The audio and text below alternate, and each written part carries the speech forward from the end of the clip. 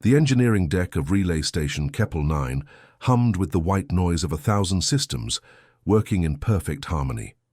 Matthew Burton pushed his cleaning cart through the corridors at 2 in the morning station time, when the lights dimmed to their night cycle and most of the staff had gone to their quarters. He'd worked this shift for 3 years now, ever since the divorce had made sleeping difficult anyway. Might as well get paid for the insomnia. He liked the quiet. The day shift janitors had to navigate around engineers, technicians, and administrators, always in someone's way, always apologizing. But at night, the station belonged to the skeleton crew and people like him. The machines didn't care if he was there. They just kept humming. Matthew guided his cart past the main quantum processor arrays, their blue light casting strange shadows through the observation windows. He'd cleaned these halls so many times he could do it in his sleep, which was good because his mind usually wandered. Tonight he was thinking about his daughter's birthday next week. She'd be turning 12. He'd already arranged for the gift to be shipped to Earth, though he wouldn't be there to see her open it. That was the deal. He got the station job, the good pay, and she got to stay in the school district with her friends. He got video calls twice a week if the relay satellites cooperated. Fair trade, he told himself. Not the first lie he'd told himself tonight. He was buffing the floor outside Lab 7 when he heard it, a sound that didn't belong in the mechanical symphony of the station. A sharp intake of breath, almost a gasp, coming from inside the lab. Matthew paused, head tilted. The labs were supposed to be empty during night cycle, unless someone had filed for extended access. He checked his wrist terminal. No notifications. He approached the door. Through the small window, he could see someone at one of the workstations, their back to him. The posture was rigid, shoulders drawn up tight. Even from behind, Matthew recognized the figure. Everyone on the station knew senior engineer Thessalin. She was Velcor, one of only 3 on the station, and by far the most accomplished. Her species looked almost human at first glance, bipedal, roughly the same proportions, but the similarities ended there. Where human skin was opaque and warm, Velcor's skin was translucent, revealing the geometric crystalline structures beneath that shifted color with their moods. Thessalin's patterns usually ran in cool blues and greens, the colors of calm professionalism. Right now, through the window, Matthew could see her patterns flickering between deep purple and an almost violent red. He knocked gently. The figure jerked, spun around. Even through the door, Matthew could see her face, sharp features, no nose to speak of, just delicate breathing slits.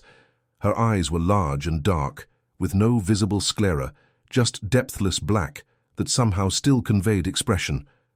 Those eyes widened when they saw him.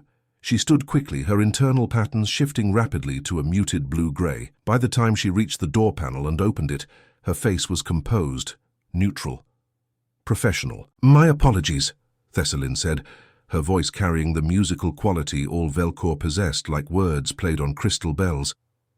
"I did not realize I was making noise. I will be more mindful." Matthew held up a hand. "No, it's okay. I just wanted to make sure everything was all right. You're working late." "I often work late." Her response was clipped, not quite dismissive, but close. "The equations do not solve themselves on a convenient schedule." "Right, sure." Matthew glanced past her into the lab. Multiple screens displayed complex mathematical models he couldn't begin to understand. Empty nutrition pouches sat scattered across her workstation. "How long have you been here?" Thessalin's eyes flickered to the side. A gesture he'd learned meant a Velcor was accessing their internal chronometer. 17 hours. Jesus. "Have you eaten? I mean, actually eaten, not just those pouches." "The pouches contain adequate nutrition." "That's not what I asked." Matthew surprised himself with his own insistence. Usually he knew better than to push, especially with someone so far above his pay grade. But something about the way she held herself, the tension in her jaw, the too careful control of her color patterns, it reminded him of his daughter during that first year after the divorce, when she'd tried so hard to be okay that she'd stopped being anything at all. Thessalin regarded him silently for a long moment. Her patterns shifted again just slightly into what might have been confusion. "You are the custodial engineer, Matthew Burton, correct?" He blinked. "You know my name." "I make it a point to know the names of competent staff. You are thorough in your work, and do not disturb sensitive equipment. She paused. Why do you ask about my eating habits? Because 17 hours is a long time to be staring at screens, and those pouches taste like recycled cardboard mixed with sadness. I've tried them. He made a decision, one that was probably stupid but felt right anyway. I'm about to take my break.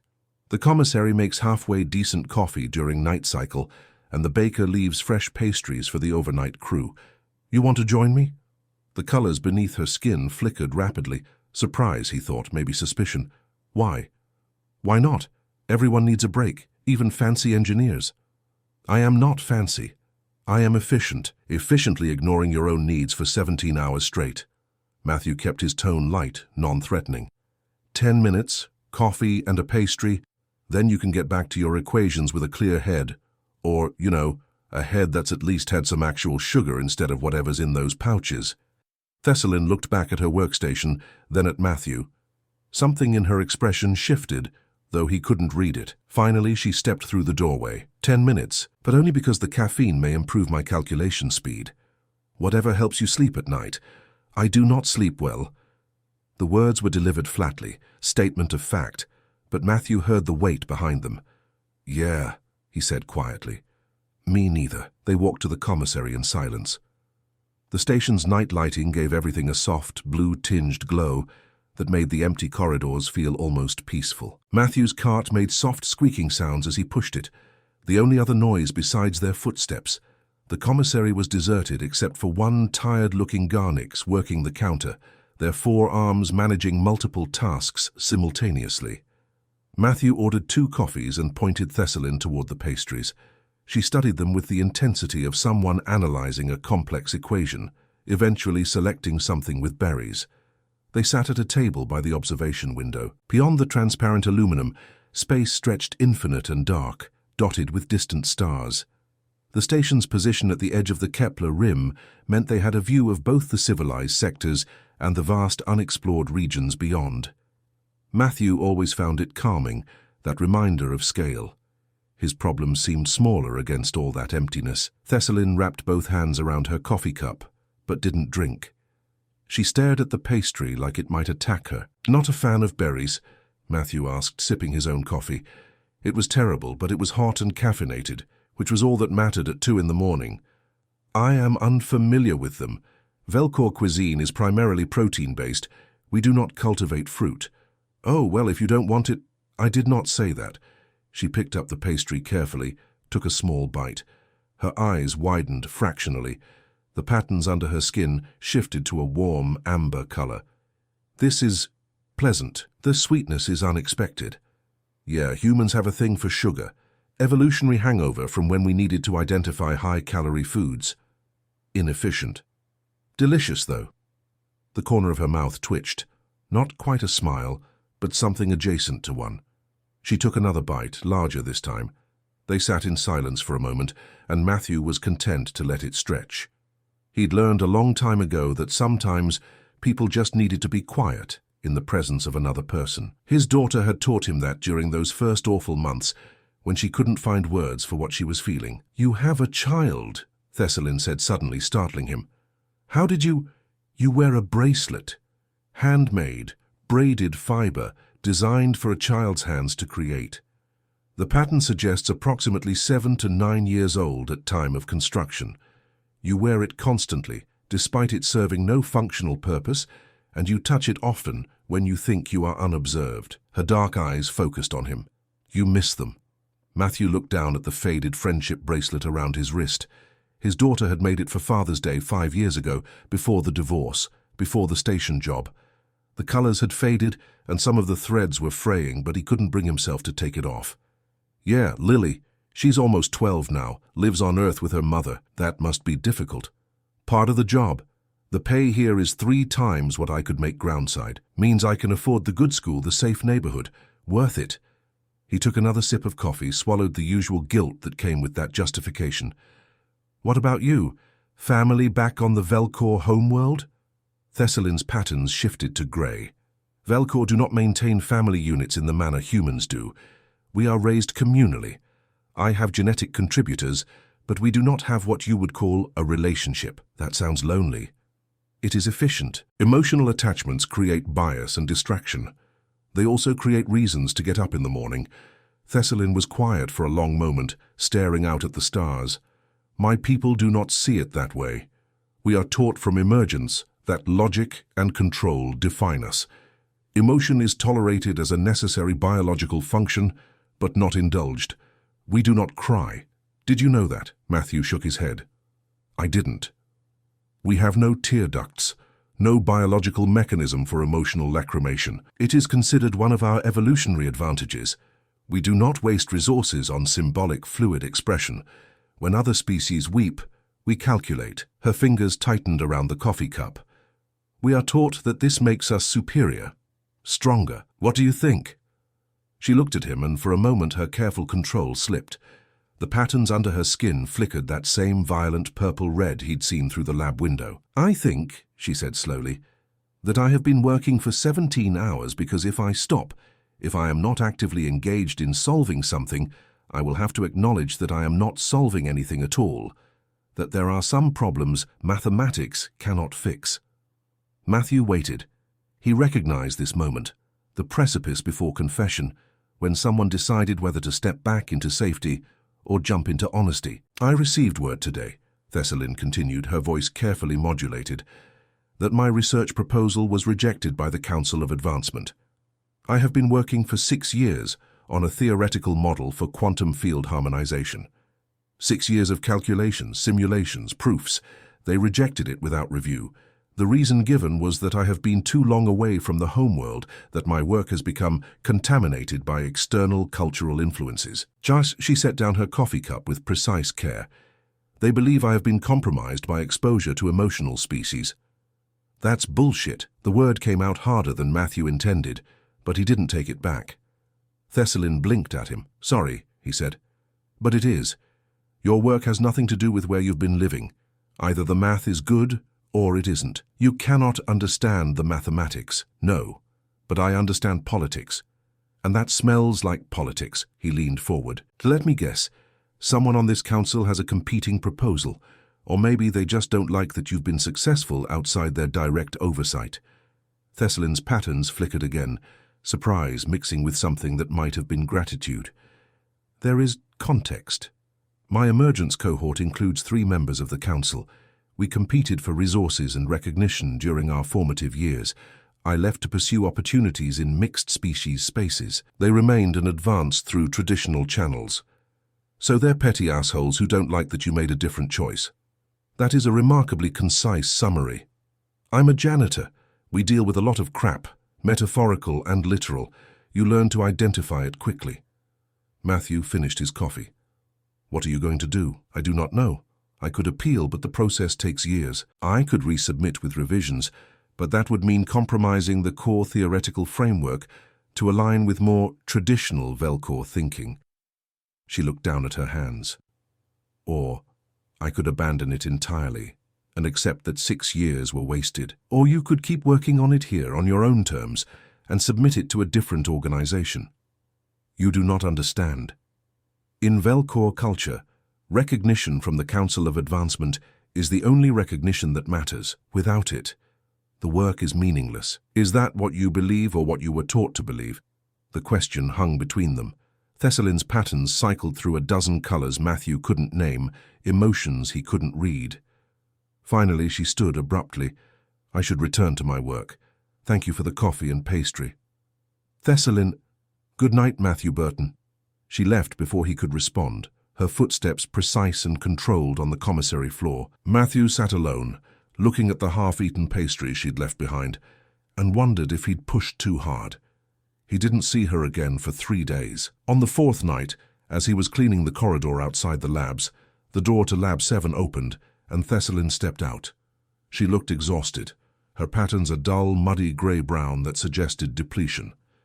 Is the commissary still serving coffee at this hour? She asked without preamble.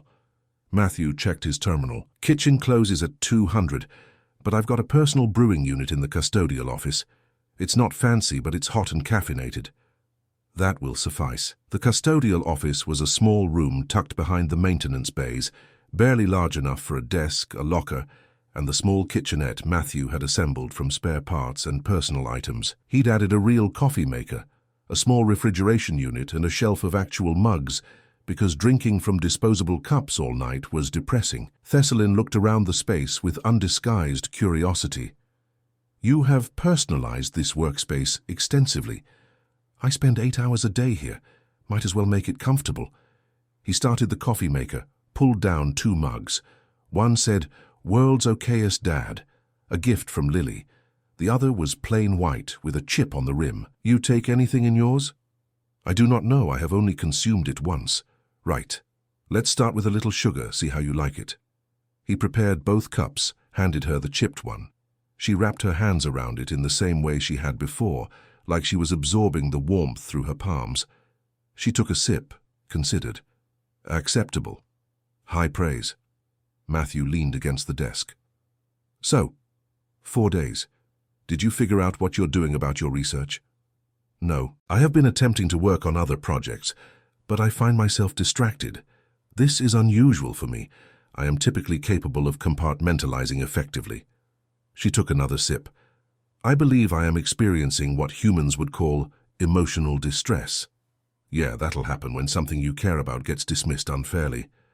Velcor are not supposed to experience such intensity of feeling. It is a sign of poor discipline." But even as she said it, her patterns flickered with that deep purple-red combination. Pain, Matthew was starting to realize.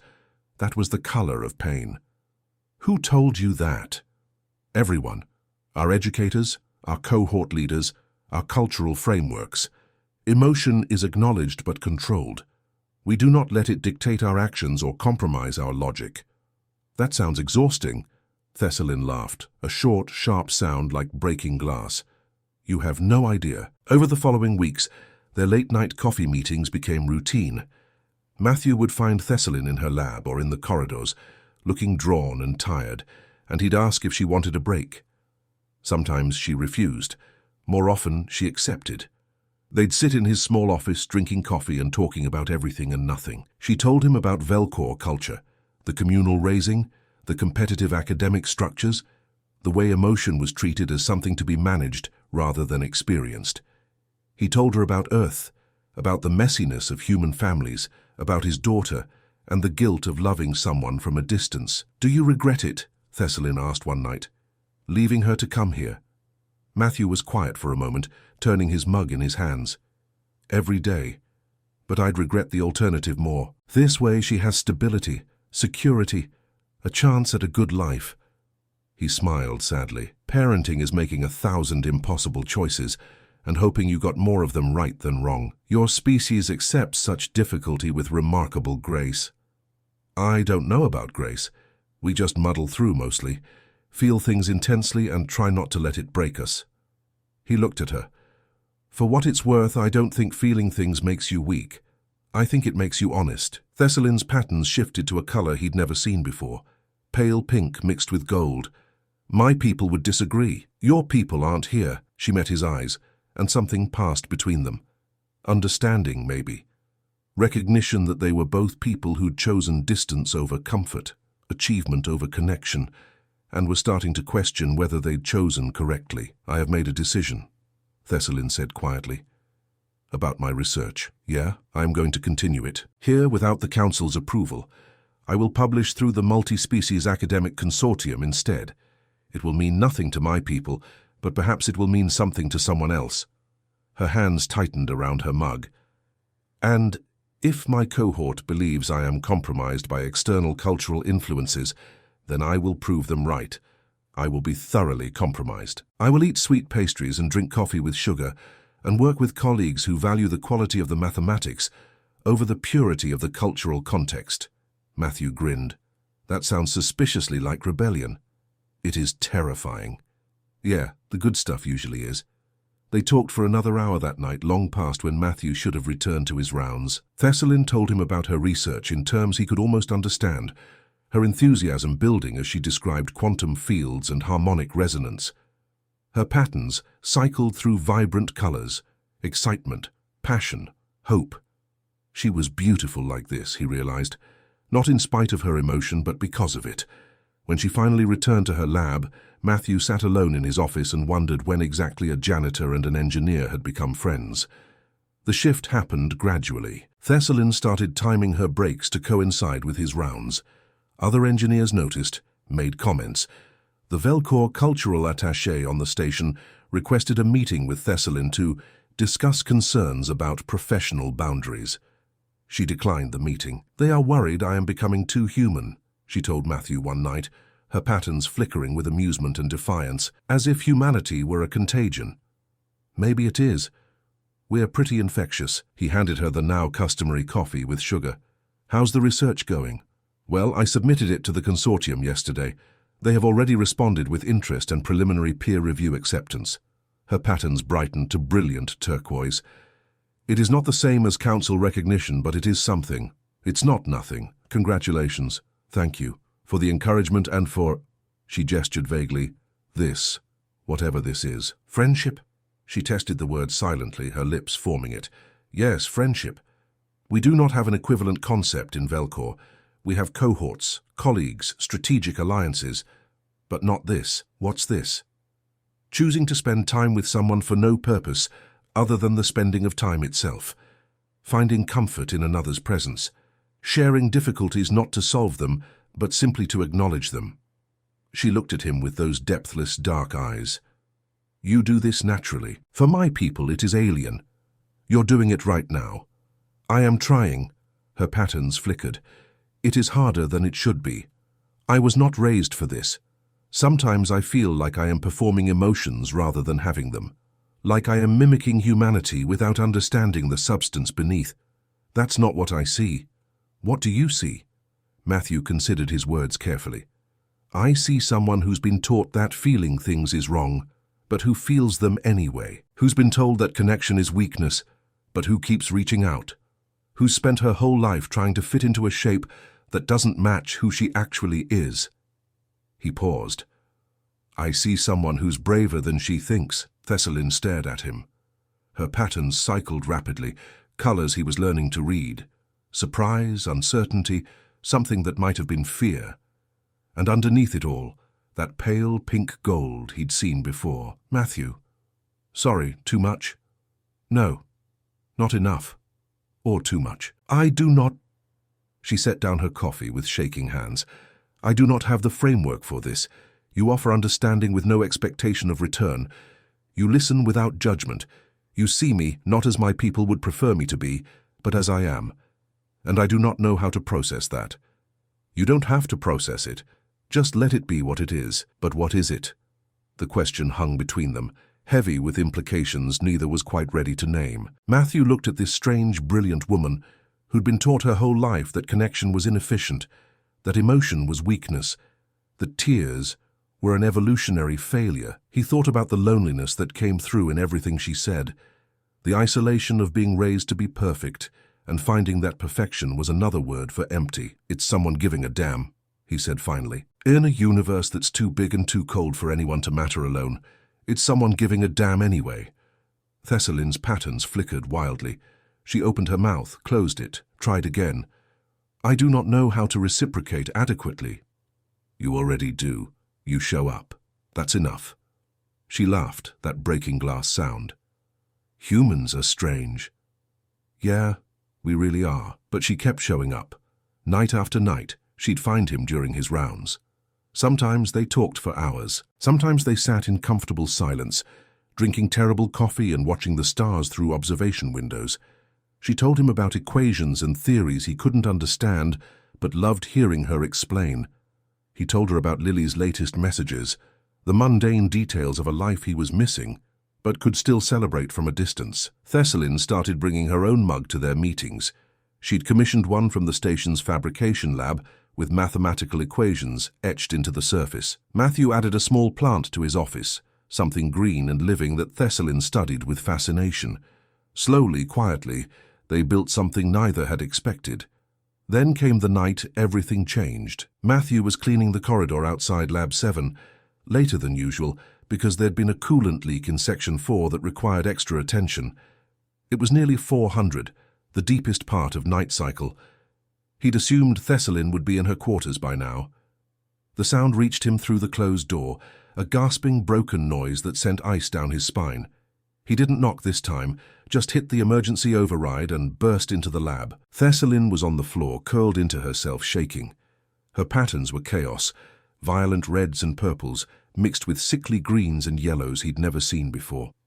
The screens around her showed message after message in Velcor script. Hey, hey. Matthew dropped to his knees beside her.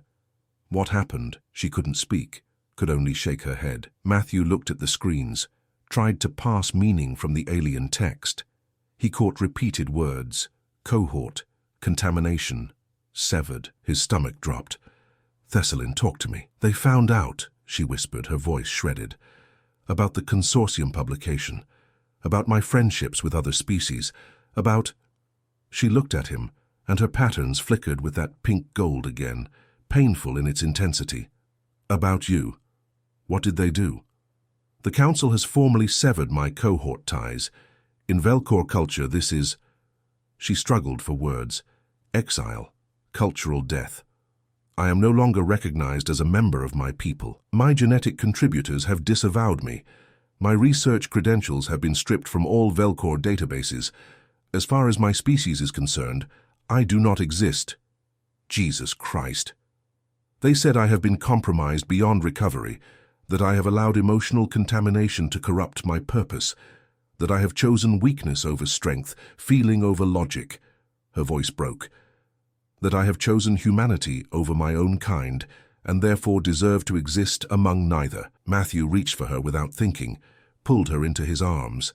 She went rigid for a moment, then collapsed against him, shaking. I am sorry, she gasped. I do not know how to do this. My people do not. We do not have this. I do not know what to do with this pain. Just feel it. I've got you. I cannot cry. We cannot. I know. It's okay. It is not okay. The words came out sharp, anguished. I feel like I am breaking apart, like something inside me is trying to tear free and there is no release for it. How do humans bear this? This intensity, it is unbearable. Matthew held her tighter, feeling her shudder against him. Sometimes barely. But we do it together. That's the trick. We don't carry it alone. I have no one. I am alone. I am... Her breath hitched. I have never been alone before, not truly. I have always had cohort, had structure, had purpose. Now I have nothing. I am nothing. You're not nothing. You're here, you're real, you matter. Why? The question was torn from her. Why should I matter? I am one being in an infinite universe. I create equations that will be forgotten. I form connections that will dissolve. I feel emotions that serve no purpose. Why should any of it matter? Because you're here, Matthew said fiercely. Because you chose to keep going when you could have given up. Because you care about your work, about truth, about... He stopped, swallowed hard. Because you matter to me. Thessaline went still in his arms. Matthew, I know it doesn't fix anything. I know I'm just a janitor with no qualifications to help with any of this. But you matter to me. You show up every night and drink terrible coffee and talk to me about things I barely understand, and it's the best part of my day. Every day. You matter. She pulled back just enough to look at him. Her patterns were still chaotic, but something new was emerging in them. That pink gold brighter than he'd ever seen. How can you say that? You barely know me. I know you're brilliant. I know you're brave enough to question everything you were taught.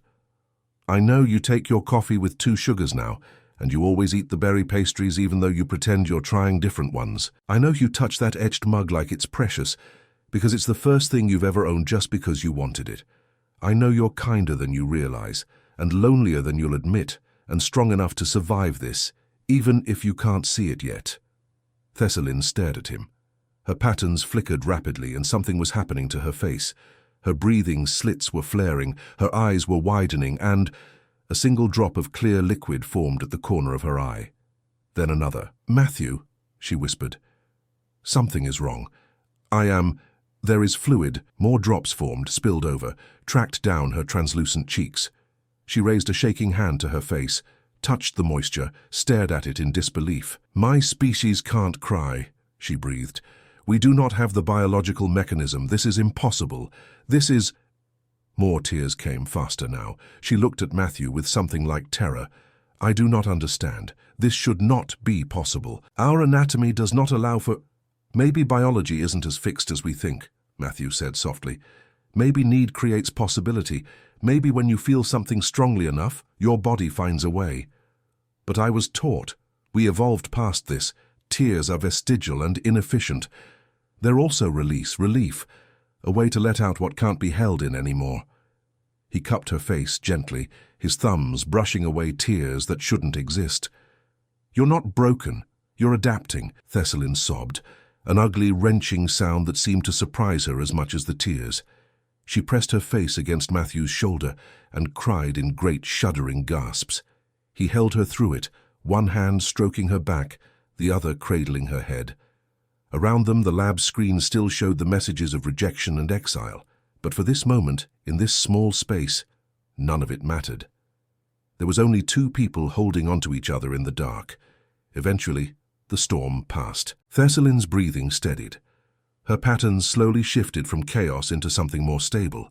Deep blues mixed with that pink gold, shot through with silver threads like starlight. I apologize, she said, her voice rough. That was undignified. That was necessary. I do not know what happens now. I have no cohort, no cultural standing, no home to return to. My work will proceed with the consortium, but I am adrift. I do not know how to be a person without the framework I was raised in. Matthew pulled back enough to look at her. Then we figure it out together.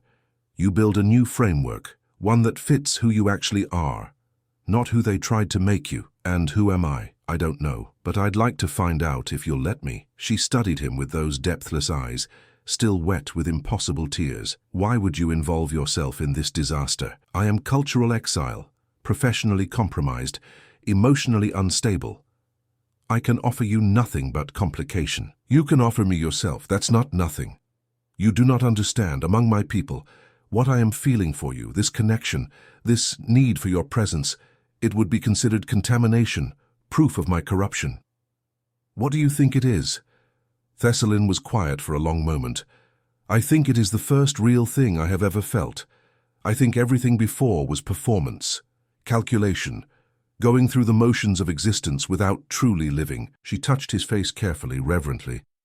You taught me that emotional isolation is not strength, it is a prison, and I do not wish to be imprisoned anymore. Then don't be. It is not that simple. Yeah, it really is. Not easy, but simple. Matthew smiled at her. Stay, here on the station. Keep working with the consortium. Build a life that's yours, not theirs. And let me be part of it if you want. I want that more than I should. There's no should. There's just what you feel. Thessalin laughed, watery and broken and real. You have ruined me for Velcor philosophy entirely, you realize. I can never go back to believing emotion is weakness. Not after this. Not after you. Good. She kissed him then. Tentative, uncertain, but genuine. Her lips were cool and smooth. Her breath sweet. Matthew kissed her back gently, carefully, aware that this was new territory for both of them. When they broke apart, her patterns were pure gold, shot through with pink. That was not in any of my cultural programming, she said. How was it anyway? Extraordinary. She rested her forehead against his. I am terrified.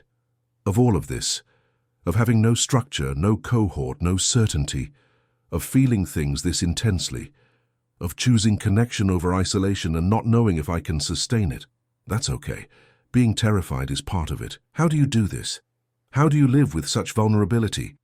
Matthew thought about his daughter, about the choice to love her from a distance, to carry the guilt and loneliness, because the alternative was worse. About the divorce, the restructuring of his life, the nights alone on a station far from home, about every risk that had brought him to this moment, badly sometimes. But we do it anyway, because the alternative is worse. And we do it together when we can, because that makes it bearable. He squeezed her hand. You don't have to figure it all out tonight.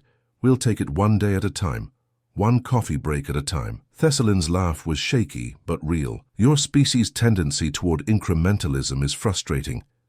Yeah, but it works. They stayed on the floor of the lab until the lights began their morning brightening, talking through possibilities and fears. Thessalin would stay on the station, continue her work with the consortium. She'd filed for permanent residency in human-administered space years ago as a contingency, a decision that had seemed paranoid at the time, but now felt like salvation. She would build a new life, one choice at a time, one day at a time, one coffee break at a time, and she wouldn't do it alone. Over the following weeks, Thessalin moved forward with remarkable determination. She formally accepted the consortium's offer to publish her research and join their advisory board. She filed the paperwork to sever her legal ties to Velcor governance, claiming political asylum under human protection. She moved out of the culturally designated Velcor quarters into a general residential unit. Each choice was a severing, a cutting away of the life she'd known. And each choice brought her closer to something new.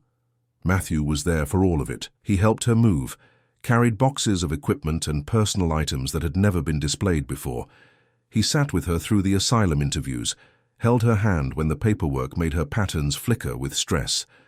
He introduced her to other station personnel who welcomed her with easy human warmth, who invited her to social gatherings and didn't care about Velcor cultural protocols. "Your people collect each other so easily," Thessalin observed one night, curled up on the small couch in Matthew's quarters.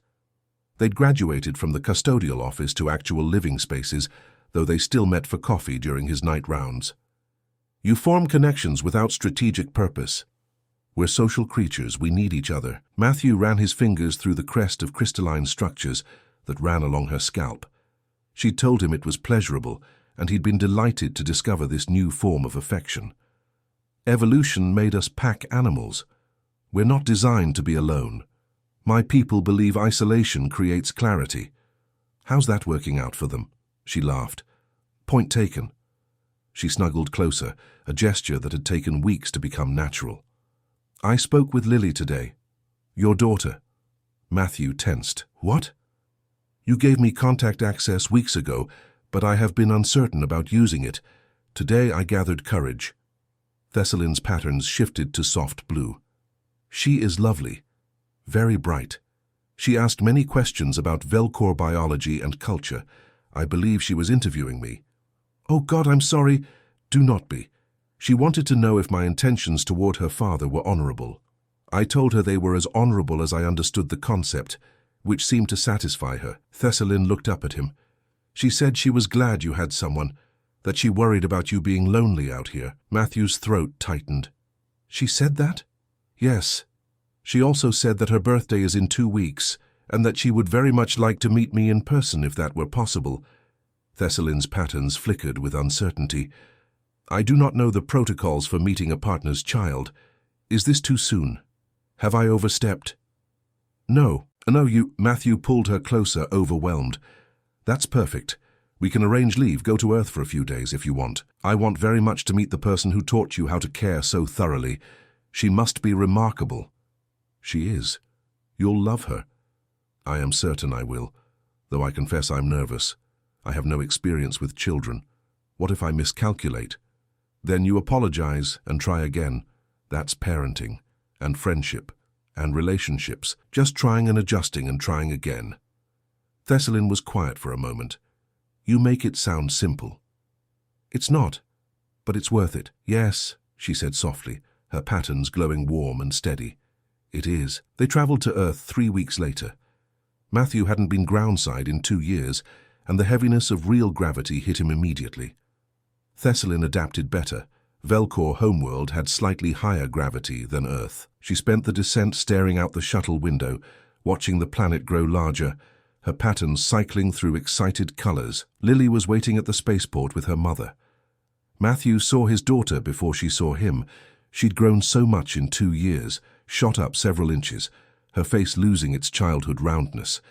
Then she spotted him and broke into a run, and he caught her in a hug that squeezed the air from his lungs. "Dad!" "Hey, baby girl. Look at you. You're huge." "I'm not huge, I'm appropriately sized for my age." But she squeezed him tighter anyway. When she finally pulled back, her eyes went immediately to Thessalin, who was hanging back uncertainly. "Hi. You must be Thessalin." "I'm Lily." "Hello, Lily. I am pleased to meet you in person. Your father speaks of you constantly. Good things, I hope." "Exclusively. It is occasionally tedious, but endearing. Lily grinned. Matthew relaxed. They were going to be fine. The visit was everything Matthew had hoped. Lily gave them a comprehensive tour of her city, pointing out her school, her favorite parks, the library where she spent every Saturday. She peppered Thessalin with questions about Velcor culture, quantum physics, and life on the station. Thessalin answered with patience and obvious enjoyment, occasionally glancing at Matthew with those expressive patterns glowing warm and content. On Lily's birthday, they took her to the Natural History Museum. Lily dragged Thessalin through every exhibit, particularly fascinated by the section on evolutionary biology. They stood in front of a display on tear production in mammals. "So your people really don't cry?" Lily asked. Thessalin's patterns flickered, amusement mixed with something more complex. "It was believed we could not. Our biological structure did not include the necessary mechanisms." "Was believed?" Thessalin glanced at Matthew. "I have recently discovered that biology is more adaptive than we assumed. Under certain circumstances, with sufficient emotional stimulus, it seems we can develop capabilities we were told were impossible." Lily's eyes widened. "Wait, you cried? That's so cool. How did it happen?" "Your father offered me kindness when I believed I deserved none. He saw me as complete when I felt broken. He taught me that emotional isolation is not strength, but prison." Thessalin's patterns glowed that pink gold Matthew had come to treasure. "He made me feel things I had no framework for, and my body found a way to express them." Lily looked between them, something knowing in her young face. "You love him." "I do not know if I understand love as humans conceptualize it, but if love is choosing another's well-being above convenience, seeking their presence without logical purpose, feeling more complete with them than alone." Thessalin met Matthew's eyes. "Then yes, I love him." Matthew's vision blurred. Lily grabbed both their hands, squeezing tight. "Good. He deserves someone who loves him, and you seem pretty great, even if you are an alien." "High praise," Thessalin said solemnly, but her patterns sparkled with joy. That night, after Lily had gone to bed and they sat in the rented apartment, watching Earth's moon through the window, Thessalin turned to Matthew with serious eyes. "I need to tell you something," she said. Matthew's heart skipped. "Okay." "The other Velcor on the station have requested I undergo examination by their medical specialist. They want to understand how I developed lacrimation capability. They believe it may be a mutation or contamination that could spread to other Velcor in multi-species environments." Her patterns flickered with old pain. "They want to study me like a specimen." "What did you say?" I refused. "My biology is my own, and I will not allow it to be pathologized." She took his hand. "But it made me think about what happened, about whether it truly was biological adaptation or something else entirely." "What do you think it was?" "I think you broke something in me. Or perhaps you broke through something that was already cracking. My people taught me that control was strength, that isolation was safety, that emotion was weakness to be managed. But you offered me connection without condition. You saw my pain and did not turn away. You taught me that the prison I lived in was of my own people's making, and that I could choose to leave." Tears formed in her eyes as she spoke. Easy now, natural. "You made me cry, Matthew Burton. You made me feel so much that my body found a way to express it, even though it should have been impossible. And I am grateful for that gift every day." Matthew pulled her close, kissed her forehead. "You did the hard part. You chose to feel, to stay, to build something new with you." "I chose to build it with you." "Yeah, with me." They sat together as Earth turned beneath them, two people from different worlds who'd found each other in the quiet hours of a space station night, who'd chosen connection over isolation, vulnerability over control, feeling over numbness, who'd proven that biology wasn't destiny, that culture wasn't prison, that change was always possible if you were brave enough to reach for it. Thessalin cried easily now, and Matthew was learning that tears could mean 1,000 things: joy and sorrow, relief and pain, gratitude and grief. Sometimes she cried while working on her equations, overwhelmed by the beauty of mathematics. Sometimes she cried watching entertainment programs, moved by fictional stories. Sometimes she cried for no reason at all, simply because she could, because her body had learned this new language of emotion and wanted to practice. The other Velcor on the station watched her with suspicion and fascination. Some requested formal distance. Others approached her privately, asking questions in quiet voices about how it felt, whether she regretted it, whether the pain of feeling was worth the price of exile. Every time, she told them, I would pay that price again every day. Some understood. Others retreated into their careful control, their comfortable isolation. Thessalin mourned for them, but did not try to convince. She'd learned that this journey was individual, that no one could force another to choose vulnerability. She published 3 papers with the consortium in the following year. Her work on quantum field harmonization was nominated for a prestigious multi-species award. She presented at conferences across human-administered space, always with Matthew in the audience, and gradually built a new professional identity untethered from Velcor approval. They moved into larger quarters together. Matthew taught her how to cook human food, laughing at her precise measurements and scientific approach to recipes. She taught him the mathematics behind the station's systems, showed him the elegant beauty hidden in equations he'd always thought were just numbers. They built a life from small moments and daily choices, from coffee breaks and shared meals, from nights watching stars and mornings wrapped around each other. Lily visited during school breaks, each time more comfortable with Thessalin, until eventually she stopped seeing the alien and just saw family. She started calling Thessalin her bonus parent and introducing her to friends with casual pride. Yeah, my dad's partner is Velcor and she's a genius. It's pretty cool. 2 years after that first coffee, Matthew proposed. It wasn't a human tradition Thessalin fully understood, but she accepted anyway because she understood the intention beneath it, choosing each other, publicly and permanently, witnessed and celebrated. The wedding was small, held in the station's observation deck with the stars as backdrop. Lily stood between them, holding both their hands. The station's captain officiated, and the small crowd of witnesses included humans, Velcor, Garnix, and half a dozen other species who'd come to care for this strange couple, who'd proven that connection could transcend biology. When it came time for vows, Matthew kept his simple. You taught me that loneliness isn't destiny, that it's possible to build something beautiful from broken pieces, that love is brave enough to cross any distance, break any barrier, bridge any difference. I choose you. Every day I choose you. Thessalin's patterns glowed so brightly she seemed to radiate light. You offered me coffee and conversation when I had nothing else. You saw me when I believed I was invisible. You taught me that emotional isolation is not strength but prison. And you gave me the courage to break free. Tears streamed down her face, impossible and perfect. My species can't cry. But you made me. You made me feel so much that my body found a way, and I will spend the rest of my life grateful for that gift. I choose you, Matthew Burton. Across all logic and probability, against all my training and culture, I choose you. They kissed while the stars wheeled overhead, and their friends cheered. Lily hugged them both fiercely, and Thessalin's tears fell on both their heads like unexpected rain. Later, during the small reception, one of the Velcor engineers approached Thessalin hesitantly.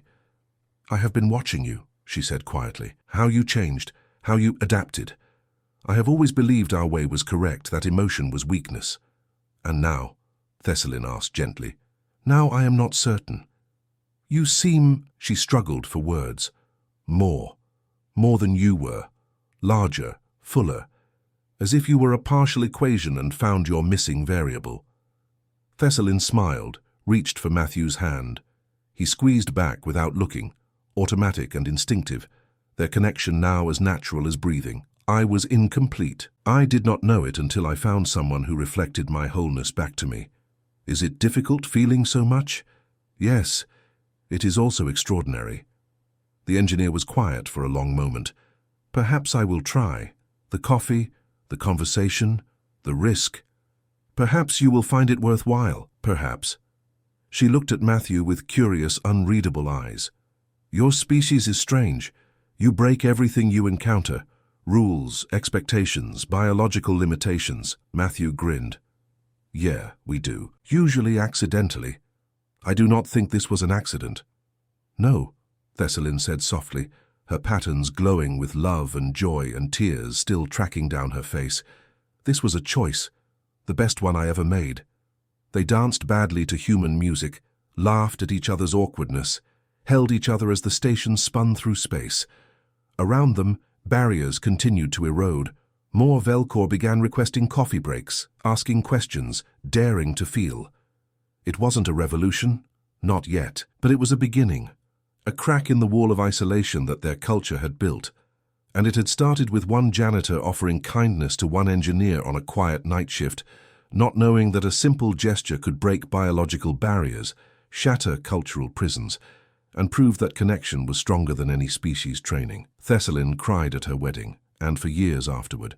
She cried at sad movies and beautiful equations, at sunrises on Earth and Lily's graduation. She cried when Matthew surprised her with thoughtful gestures, and when she surprised herself with unexpected laughter. She cried because she could, because she'd learned that tears weren't weakness but honesty, not failure but release. And every time, Matthew was there to wipe them away or let them fall, to hold her through the storm or celebrate the joy, to remind her that she was never alone in the feeling. "My species can't cry," she told him once, years into their marriage, curled together watching stars. "But you do," he said. "But I do," she agreed, smiling through tears that sparkled in the starlight. "Because you taught me that some impossibilities are just waiting for the right person to make them real. It wasn't me, it was you. You chose this, we chose it. Together." She kissed him softly. "The best things always require two." And in the infinite darkness of space, surrounded by billions of stars and countless species all trying to find their way, two people held each other and proved that connection could overcome any barrier, that love could break any rule, and that sometimes the most human thing you could do was teach someone else how to feel.